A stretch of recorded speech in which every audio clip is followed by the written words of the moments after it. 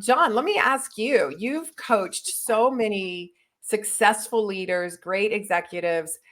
What do you see in their day-to-day behaviors that you think is what makes them trustworthy? It builds that trust with their followers. Yeah, I think it's just, as you say, it's just absolutely essential and foundational. You trust someone versus not trust them, but the world's totally different. And a couple thoughts. One thing I've learned from working with just phenomenal leaders, who've earned great trust. One thing is just to be absolutely, utterly dependable, utterly, absolutely, positively reliable. We probably all realize that to an extent, but the thing to keep in mind is on the other side of that, and if we don't come through, if we miss something, we fall short, it's often quite different to us than it is to the other person. And that's really sticky. That's really memorable. It just gets hashtagged emotionally, cognitively, if it didn't come through as on their side, on their terms. So, if you're counting on me and I don't come through, and you just don't forget it, it sticks. So it's so important. And if we fall short, if we make a mistake, immediately repair work. Get on it, apologize, build it back up. Speaking of story, I've got one. Oh, yeah, On the topic. good. Try to anchor this. And this one isn't in any of my videos either. So we'll spin this out a little bit on trust, because you ask your question to your listeners. You'll think of someone that you really trust. You really trust. Okay. So there's this old legend, old tale about over 100 years ago. A tightrope walker is going to cross Niagara Falls Okay. on a tightrope, obviously. And Niagara Falls, huge, turbulent waterfall, and it seems dangerous, dubious. You can't do it, and then so as the legend goes, there's this reporter who's harassing this person. Like, you're lying. You're not going to do it. You're just trying to get attention. I don't believe you. You can't do it. He says, "Oh, okay. You don't think so?"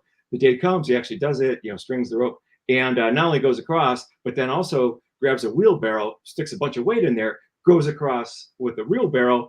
On the other side, there's the reporter, says, "Well, do you believe me now? You trust me now? I can do this." He says, "Yes, I do." And he says, "Oh, no. I don't think you understand. Do you really, really believe me? Do you really trust I can do this?" He says, "Yes." "You win. Okay.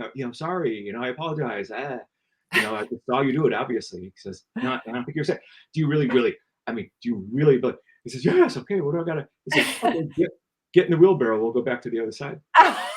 And that's really what it's like. Here's the phrase to keep in mind: tightrope trust, right? It's like the extra level is what we're really going for. And part of it is, of course, by the way, just spinning out this story a little bit, if it's okay, because I'd heard this a long time ago. I can't even remember when, and I just assumed, it's just an old tale. It's kind of fun, right? But then at some point, not too long ago, I decided, I don't know why, to look it up. It's true. It's a true story. This actually happened. So a guy named Charles Blondin, I might be mispronouncing, was the first person to tightrope walk. Folks can look it up right now. He was the first person to tightrope walk across Niagara Falls, 1859. Oh my And gosh. it's crazy. It was a huge event. 25,000 people. Oh The my walk God. was over 1,000 feet. Seriously, Suspended with a over. wheelbarrow? Well, wait, it's way crazier than that. So 1,000 feet across, the water, the turbulence, the danger, over 100 feet, 150-ish feet up in the air, no safety harness, no net, no nothing. Yeah, he goes across. But wait, there's more. Because it was a huge crowd being reported on.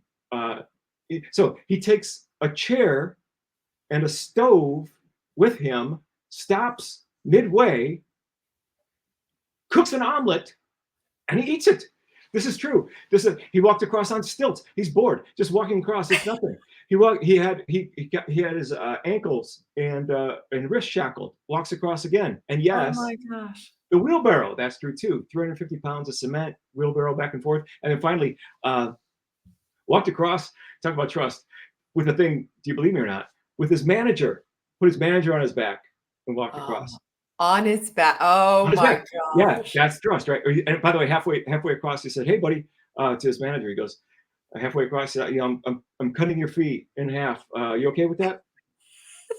Okay, I might be lying about that last part. That might be the exaggerated part of the story. The whole thing sounds unbelievable, but this is history. This is wow. Yeah. Okay. I don't know if there's another person in the whole world that I trust enough to climb on their back and tightrope a walk across Niagara Falls. It's But at adventurous, least, you know, and I'll throw one more thing into the mix, because it's a huge topic. But maybe I'll add one more yeah, piece, just because I don't hear it expressed quite so often. But tightrope trust, right? And we're kind of like going for that extra level of, absolutely, utterly, you can count on me, and it's proven, and I show it in my, like you said, in my behaviors that land in your heart and mind in a way that sticks and stays. And then, and the thing about trust is, like, I don't get any votes about whether I'm trustworthy, right? yeah, So, like, I have nothing to say about it and nothing to do about it. Trust sits in the hearts and minds of everyone else, right. not in me. And we got to earn it, and the only way to earn it, because we see ourselves from the inside out, we got to earn it through action, because it's through our actions that land in their hearts and minds. They can't read our minds, Yeah. and then cumulatively it builds up.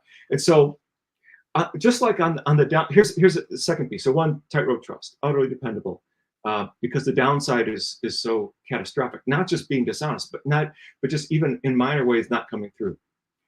Other Mhm. side of that, though, is, great news. Human nature, human psychology is, we, on the upside, if you add unexpected value. So of course, come through in ways you're supposed to, or that you commit to, and so forth. But if Okay. you add unexpected value in ways that weren't, so surprising values, add surprising unexpected value consistently, that also sticks in their hearts and minds. It's also, very memorable. It's a psychological hashtag again. It's like, whoa, it jumps out, it stands out, it differentiates in a very Yeah. positive way, and you don't forget it. So go above and beyond, whatever the role requires. Build a reputation for, kind of, leading, giving, contributing beyond your role. Senior people, ask them, and peers, ask them, frequently, hey, what else do you need? Help them get it.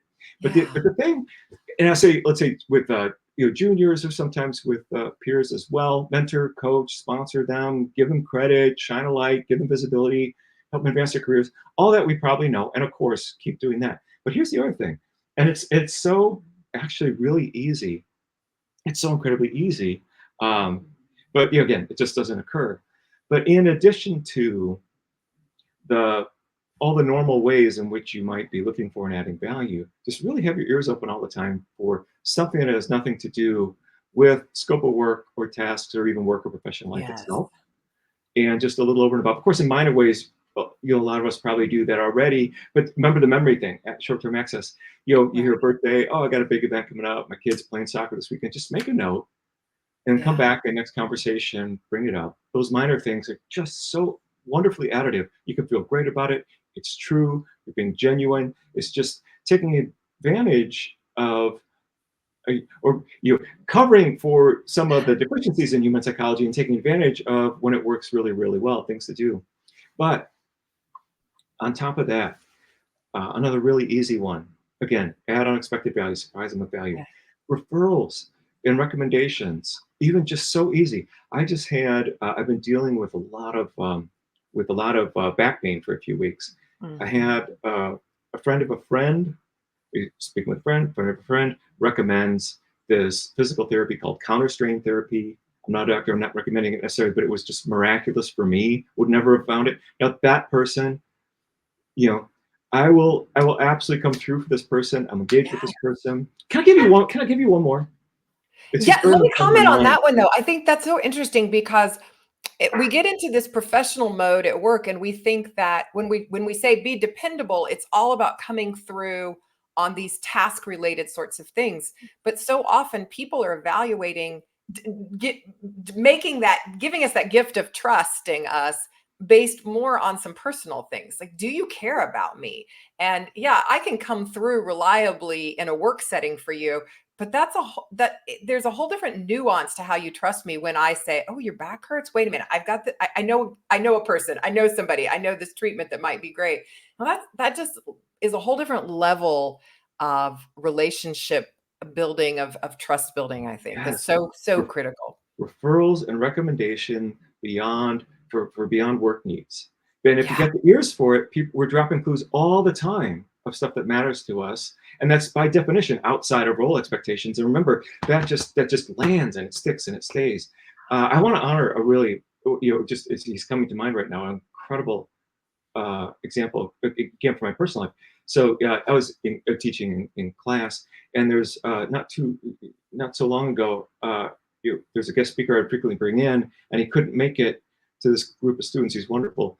He had been diagnosed with stage 4 cancer. It turns out he beats it, so this goes in a Okay. wonderful direction. But at the time, you just don't know, right? And so I felt like I need to tell these people about this person who can't be with them, they won't see him. But in any event, so I start talking about him and his story and his path and so forth, just to pass it along. And I just mentioned, he's gone. One of the students in class who never met this person, knew nothing about this person, right? Um, on his own initiative, uh, organized, just circulated a card, kind of a get well card, thinking about Yeah. you card. Every student in the class signed it, and he put together a care package. I teach at UCLA, the management school at UCLA. Put together a care package of UCLA stuff, Oh, sweatshirt and yeah. stuffed animal, and said, "Hey, what's his address? We'd like to send it." I mean, it's just so quick. But the point is, I mean, it's so amazing. But if that moment happens, the person has that thought. I mean, in that case, it's a bit of effort. But like, there is nothing I won't do for this person for eternity, the rest of my life. Right. This person is absolutely positively top of the list for me. Yeah, if Anything, that student any way I needs can a come through this person. yeah, that student needs a recommendation letter, you're writing it, right? Like, Forever. no questions asked, And I forever. want to know, and I want to be connected. Again, it was small. That was a little bit of work, but not that much. It's so easy to Right, differentiate that way. right.